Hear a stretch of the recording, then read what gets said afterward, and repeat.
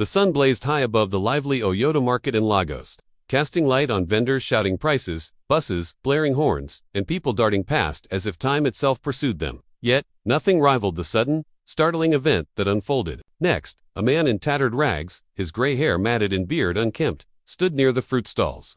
His frail frame trembled, as though he might collapse any second. His parched lips quivered as he murmured, "Please, just a bit of food. I haven't eaten in 2 days. I'm starving."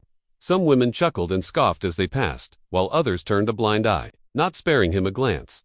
Then he spotted her. She was striking, tall with smooth caramel skin and bold red lipstick, exuding confidence. Clad in snug blue jeans, a cream blouse, and clutching a pricey designer handbag, she moved with such poise that the ground seemed to honor her steps. The beggar shuffled toward her, hands shaking as he pleaded, "Madam, please, a little help. Even water will do. I'm dying." She halted. For a moment, the market fell silent, even the impatient bus drivers pausing to breathe. Then slap, the sound cracked through the air like a gunshot. The beggar's head jerked sideways, his legs buckling as he staggered. Her voice lashed out with venom. "How dare you approach me, you lazy wretch? Young men like you deserve punishment. For being worthless, look at you, reeking of failure and bothering decent folks." The beggar blinked, dazed, his cheeks stinging from the blow. His shirt dripped wet. She had dumped a full bottle of water over his head. Still, he stayed silent, gazing at her with a flicker of hope that she might show mercy. But she sneered, stepping closer and jabbing her finger with each word. "Watch who you beg from with your lies. We know you're kind. For your information, I'm Monica Anderson, a senior data analyst at Benson Group of Companies. Tomorrow, I'll meet the new CEO, Mr. Benjamin. He's young, brilliant, nothing like you." Disgusted, she spat near his feet and strode off. The beggar stood frozen, hands falling limp. The slap stunned him, but her words hit harder. For he was Mr. Benjamin, the same Benjamin who inherited the Benson empire at 35 after his father's passing, whose mother died birthing him, and who, like his father, disguised himself as a beggar monthly to test kindness and uplift compassionate souls. His heart sank. This wasn't just a stranger. She worked in his company. Though he'd never met her face to face, her name had appeared in reports. He touched his stinging cheek, the pain fresh. His security team lingered nearby, posing as traitors, ready to intervene. He could signal them, have her detained, exposed. Instead, he swallowed his fury. "Let's see what you do tomorrow," he muttered, brushing dirt from his trousers and walking away. Humiliation burned not from the slap, but her cruelty. Yet, a feeling lingered. This was far from over. Monica Anderson had no inkling that her morning's action would reshape her life. That evening, Monica lounged in her chic mini-flat in Lekki, sipping chilled red wine to the tune of soft music from her Bluetooth speaker. She had just pressed her finest work outfit, a sleek black pencil skirt, crisp white blouse, and red heels that boosted her power. Tomorrow, she'd finally meet Benjamin Benson, the new CEO who inherited the empire after his father's death. She'd only seen newspaper headlines, company memos, and hallway whispers. None below senior management had laid eyes on him, but she had ambitions. Monica didn't just want a job at Benson Group. She aimed to be noticed. With a young, single billionaire in charge, she saw her shot to rise from analyst to wife. Tomorrow wasn't a meeting, it was her grand audition. She practiced smiles before the mirror. "Good morning, sir. I've heard so much about you." No. To stiff, "Good morning, Mr. Benjamin. An honor to meet you." Better. She retouched her makeup and spritzed her priciest perfume, saved for special moments. Meanwhile, across town, Benjamin stood by the glass wall of his Victoria Island suite, gazing at the city lights. He'd scrubbed off the fake beard, shed the rags, and reclaimed his true self, clean-cut in a designer shirt and Rolex. The powerful man he was. But his heart was heavy. He replayed the scene, the slap, the insult, the water, her bragging. Monica Anderson.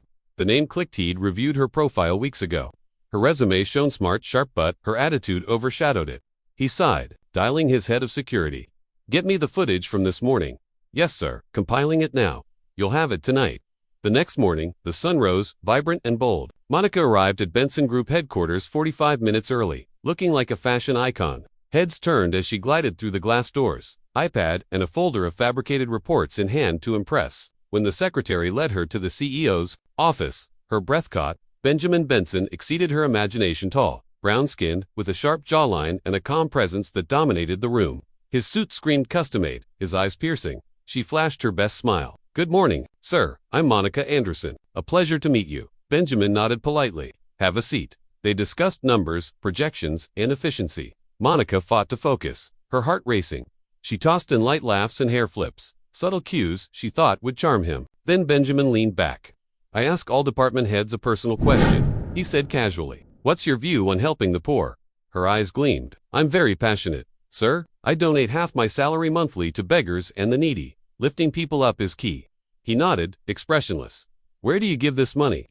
Mostly street beggars. I feel their pain. I can't ignore someone in need, she said sweetly.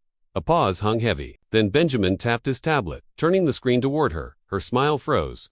There she was, slapping the beggar in the market. The audio, her voice, her pride, her cruelty played clear, ending with, I'm Monica Anderson, a senior data analyst at Benson Group. Silence crashed down. Monica paled, hands trembling. Sir, that wasn't Benjamin, cut her off. That beggar was me.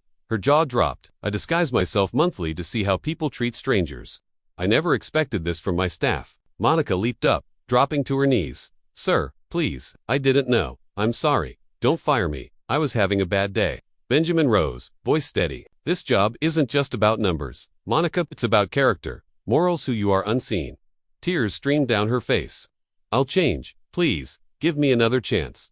Don't ruin me. But his decision was firm. You're dismissed. Immediately, her dream crumbled before her eyes. The news spread like wildfire. By 2 p.m., every Benson Group department knew of Monica's disgraceful exit. Skeptics believed it only after leaked footage surfaced. Monica Anderson, their top analyst, had slapped the Billionaire CEO, mistaking him for a beggar. Twitter ignited first, then TikTok. By evening, her name trended across Nigeria. Monica, the slapper. Benjamin Benson betrayed. Street humility test fails. Online commentators dissected the video frame by frame. Some mocked her, others preached kindness. A few defended her, asking how could she know, but it was irrelevant now. Monica's perfect world unraveled. She sat on her bed's edge, eyes swollen from crying. Her phone buzzed, nonstop friends, ex-friends, bloggers, reporters, old classmates. Her email flooded with rejections from past applications. After reviewing your recent behavior, we regret. She applied to smaller firms, startups, NGO, same result. Her name was toxic. No HR wanted the risk. Her landlord, once all smiles calling her Madame Monica, now sent stern rent warnings. The world closed in. Weeks passed. Savings dwindled. Fast, her lavish lifestyle clothes, perfumes, outings had never planned for this. She sold her designer shoes, then handbags, then her TV. Friends who bragged about her tech queen status stopped answering. Shame followed her. On taxis, conductors jeered, you the girl way slap ogre. Be that at supermarkets. People filmed her, each night alone. She wondered how one slap destroyed everything. One evening, sitting on her half-empty apartment floor, Monica stared at a small plastic bottle of poison from a roadside shop. Strength and hope gone, regret, shame, and lost. Dreams weighed her down. I just wanted a better life, she whispered through tears. I didn't mean to ruin myself. She raised the bottle to her lips, hand shaking. Then knock knock. Loud, urgent. She froze. Knock knock, knock. Still clutching the bottle, she shuffled to the door, feet cold against the floor. Opening it, 2 men in black suits stood there. One stepped forward. Are you Miss Monica Anderson? She nodded, dazed. You're needed immediately. Mr. Benjamin Benson sent us. Her eyes widened. Why? What does he want? They offered no explanation. Please come with us. It's urgent. 30 minutes later, Monica lay unconscious in a hospital bed. The poison had taken hold before the knock. Her body gave out mid-ride. The guards rushed her to emergency. Doctors fought to reverse the damage. In the hallway, Benjamin sat silently. His secretary had spotted a dark online post from Monica. He'd sent help just in time. Watching her fight for life through the ICU glass, something stirred in him. He could have ignored her. She'd embarrassed him, lied, tarnished his company. But now, that seemed trivial beside her broken state. He felt a pang of responsibility, not for firing her, but for missing her hidden pain in his quest for kindness. I was cruel, proud. Why not let me go? He leaned back, arms crossed. After that market day, I was angry not just at you, but because I wondered if my father was wrong, if kindness was dead. But seeing your fall, I realized something. Yes, you were proud, wrong, but also broken.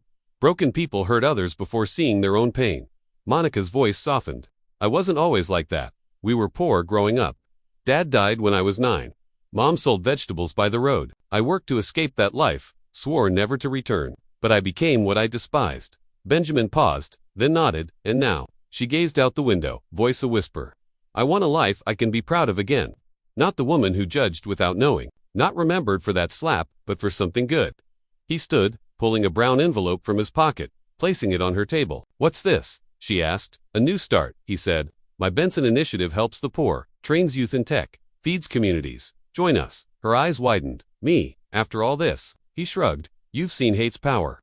Maybe you're perfect to teach, love's healing. Tears fell as she covered her mouth. I don't deserve this. No one does, he said. That's Grace.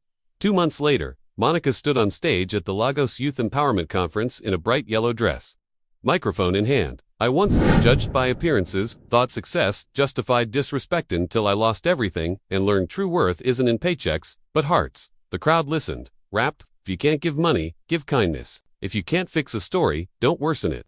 Some poor souls may be billionaires testing hearts. She paused. I slapped a man I thought was a beggar. I failed his test, but he gave me a second chance that changed me. Applause erupted, cameras flashed, youths cheered. Monica was no longer the slapper, she became redemption's face. Months passed, her scandal faded, replaced by headlines, from shame to spotlight, Monica's second chance. She poured herself into the initiative, coding programs for street kids, feeding the hungry, preaching compassion. Benjamin watched quietly, never pressuring, letting her grow. One cool Abuja evening after a youth workshop, Monica stood alone outside, heels off, gazing at the orange sky, at peace. Benjamin joined her, hands in pockets. You keep surprising me, he said softly. She smiled. Just doing what you enabled. No, he replied, you've exceeded my hopes.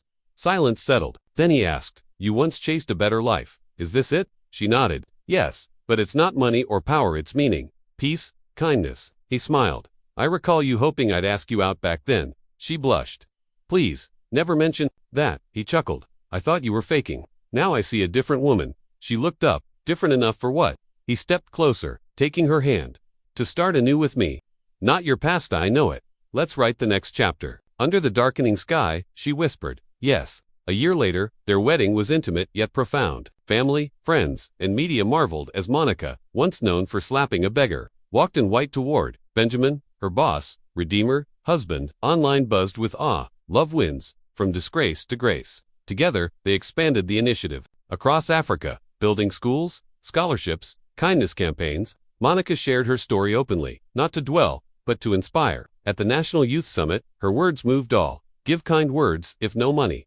Don't break stories. A poor face might hide a billionaire seeking a pure heart. Her legacy, rewritten by grace, shone eternal.